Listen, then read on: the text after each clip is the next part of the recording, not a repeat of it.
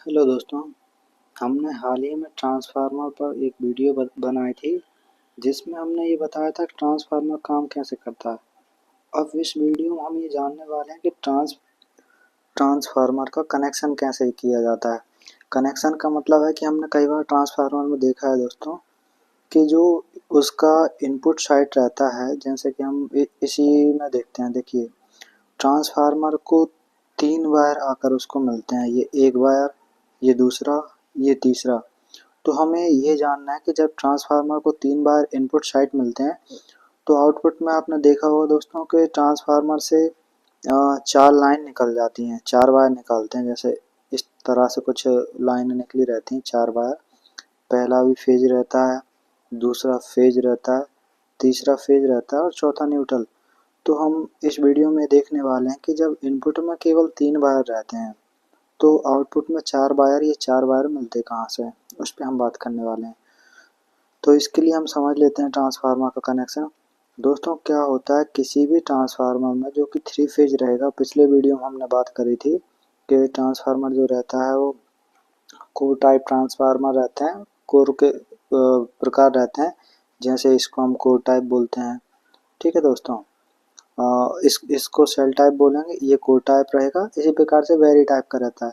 तो हम इसमें समझ लेते हैं कि जब ये 3 फेज का ट्रांसफार्मर रहेगा तो इसमें कोर के ऊपर बाइंडिंग की जाएगी, सबसे अंदर करी जाएगी प्राइमरी वाइंडिंग, उसके ऊपर इंसुलेशन किया जाएगा और उस इंसुलेशन के ऊपर, जैसे ये प्राइमरी वाइंडिंग हो गई, इसके ऊपर इंसुलेशन किया जाएगा। सबसे पहले वाइंडिंग के ऊपर इंसुलेशन किया जाएगा यहाँ पे, उसके बाद फिर सेकेंडरी वाइंडिंग स्थापित की जाएगी। सेकेंडरी वाइंडिंग स्थापित की जाएगी। तीनों कोर में यही होगा, पहले अंदर प्राइमरी वाइंडिंग, उसके ऊपर इंसुलेशन, फिर सेकेंडरी वाइंडिंग। ठीक है दोस्तों, तो 3 फेज का जो ट्रांसफार्मर रहेगा उसमें 6 वाइंडिंग हो जाएंगी। 3 प्राइमरी, जिससे ट्रांसफार्मर को इनकमिंग मिलेगी, और उसके बाद 3 सेकेंडरी वाइंडिंग हो जाएंगी। तो दोनों वाइंडिंग के कनेक्शन के हिसाब से अलग अलग ट्रांसफार्मर के जो है कनेक्शन निकलता है, उसको हम समझते हैं। देखिए, सबसे पहले हम देखते हैं कि ये एक ट्रांसफार्मर है। इस ट्रांसफार्मर में, ये देखिए जो एक ट्रांसफार्मर है, इस ट्रांसफार्मर में इनपुट 3 वायर आए हैं। 3 वायर आए हैं, 3 वाइंडिंग के साथ कनेक्शन करना है, तो हम कैसे करेंगे। ये मान लीजिए दोस्तों, ये पहली वाइंडिंग हो गई, ये दूसरी वाइंडिंग हो गई, ये तीसरी वाइंडिंग हो गई। तो सबसे पहले हम अंदर ही अंदर क्या करेंगे, पहली वाइंडिंग का इसको हम A1 नाम देंगे, इसको हम A2 नाम देंगे। इसी तरह से इसको B1, इसको B2, इसको C1 और इसको C2 नाम देंगे। पॉइंट्स के नाम हम दे देंगे।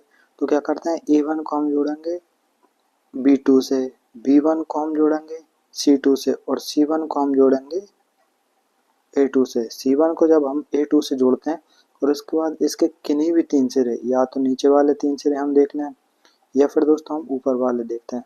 देखिए, या तो ये नीचे वाले 3 सिरे या फिर ऊपर वाले 3 सिरे, कोई भी 3 सिरे हम बाहर निकाल देंगे। बाहर निकाल के हम इन इंसुलेटर पे यहाँ पे लाके उसको छोड़ देते हैं। 3 सिरों को 3 सिरों को हम यहीं पे छोड़ देंगे और यह होता है डेल्टा कनेक्शन। इसको हम बोलते हैं डेल्टा कनेक्शन। ये कुछ इस तरह से दिखाई देता है। ये वाला देखिए, ये वाला कि आपकी एक वाइंडिंग ये है, एक वाइंडिंग आप यहाँ पे कर रहे हैं और एक वाइंडिंग आपके यहाँ हो रही है। तो ये है A1 जो कि अपना जुड़ेगा B2 से, ये B2 से जुड़ेगा। ये B1 है जो जुड़ेगा, ये B1 है जो C2 से जुड़ेगा। ये C1 है जो कि A2 से जुड़ा रहेगा। ठीक है दोस्तों, तो इस तरह से डेल्टा कनेक्शन होता है। अब यहाँ से एक वायर यहाँ से, एक वायर यहाँ से और एक वायर यहाँ से ले गया और ले जाके हमने यहाँ पे जोड़ दिया है। यहाँ पे ये क्लियरली आप देखिए कि 3 वायर आए हुए थे। पहला ये वायर तो यहाँ पे बाइंडिंग निकली हुई थी, उस पर कनेक्ट हो गया। दूसरा यहाँ पे इस पे कनेक्ट होगा, तीसरा इस पे। तो ये तो हमारा हो गया 3 वायर का सिस्टम। तो ट्रांसफार्मर के अंदर जो 3 वायर आते हैं उसको कनेक्ट कैसे करना है। अब हम ये देखते हैं कि ट्रांसफार्मर से आउटपुट जो निकलती है वो 4 वायर निकलते हैं। कहीं भी आपने ट्रांसफार्मर में देखा होगा कि ट्रांसफार्मर की आउटपुट 4 वायर निकलती हैं। ऊपर के तीनों फेज रहते हैं और नीचे वाला न्यूट्रल। तो वो कैसे बनता है उसको हम समझ लेते हैं। तो दोस्तों, क्या होता है, ट्रांसफार्मर की जो सेकेंडरी वाइंडिंग रहती है प्राइमरी वाइंडिंग का कनेक्शन हमने देख लिया। प्राइमरी वाइंडिंग में जो कनेक्शन हमने किया है उसको बोलते हैं हम डेल्टा कनेक्शन, डेल्टा कनेक्शन। अब जो सेकेंडरी वाइंडिंग होती है उसका कनेक्शन हम जानेंगे। दोस्तों ये सेकेंडरी वाइंडिंग है, ये देखिए सेकेंडरी वाइंडिंग है। इसमें हम क्या करेंगे, तीनों वाइंडिंग के A2, B2 और C2 इनको हम आपस में जोड़ देंगे। A1, B1 और C1 ये तीन हम ओपन निकाल के ले जाते हैं बाहर। हम A1, B1 और C1 को एक साथ जोड़ सकते हैं, फिर A2, B2 और C2 को सेपरेट निकाल सकते हैं। जैसे हमने यहाँ पे क्या किया है, हमने A2 को जोड़ दिया है, B2 और C2 तीनों को आपस में जोड़ दिया है। हम इसकी जगह हम क्या कर सकते हैं, इसकी जगह हम इसको चेंज भी कर सकते हैं। हम क्या कर सकते हैं, हमने 3 बाइंडिंग ली, ये इसके 3 सिरे हो गए, ऊपर वाले A1 सिरे को आपस में जोड़ दो, नीचे से सेपरेट निकाल दो। कोई भी तरीके से हम इसमें काम कर सकते हैं। तो फिलहाल हम दिखा रहे हैं कि हम इसके जो 2 वाले सिरे हैं A2, B2, C2 को हमने जोड़ा, इसको हम करेंगे ग्राउंड, इसको हम ज़मीन में ले जाएंगे और ग्राउंड करेंगे। ये अर्थ का साइन है, सबसे पहले इसको अर्थ करेंगे और यहाँ पे ले जाएंगे। अब यही 3 वायर में पहला L1 हो जाएगा, ये दूसरा L2 हो जाएगा, ये तीसरा हो जाएगा L3 और ये न्यूट्रल। तो दोस्तों हमने ये समझा कि ट्रांसफार्मर का कनेक्शन कैसे किया जाता है। जब ट्रांसफार्मर को इनपुट में 3 वायर मिलते हैं, ये 3 वायर आते हैं, तो ये 3 वायर 4 कैसे बन जाते हैं वो हमने इसमें कनेक्शन में समझ लिया।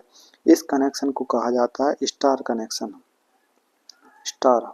और पहले जो कनेक्शन हमने किया था उसको हम कहते हैं डेल्टा कनेक्शन। तो दोस्तों इस वीडियो में हम इतना ही बताएंगे। इसमें हमने कनेक्शन के बारे में बताया। आगे नेक्स्ट वीडियो जो हम अपलोड करने वाले हैं उसमें हम बताएंगे कि ट्रांसफार्मर के पार्ट्स कौन कौन से होते हैं।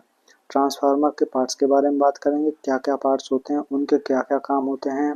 ट्रांसफार्मर के अंदर Buchholz relay, winding temperature alarm relay, winding temperature trip relay, over जो टेम्परेचर होता है, अंडर टेम्परेचर, जो भी चीज़ें हैं उन सभी के बारे में हम बात करेंगे नेक्स्ट वीडियो में। तो इसके लिए हमारे चैनल को सब्सक्राइब कीजिए और नेक्स्ट वीडियो देखिए आप।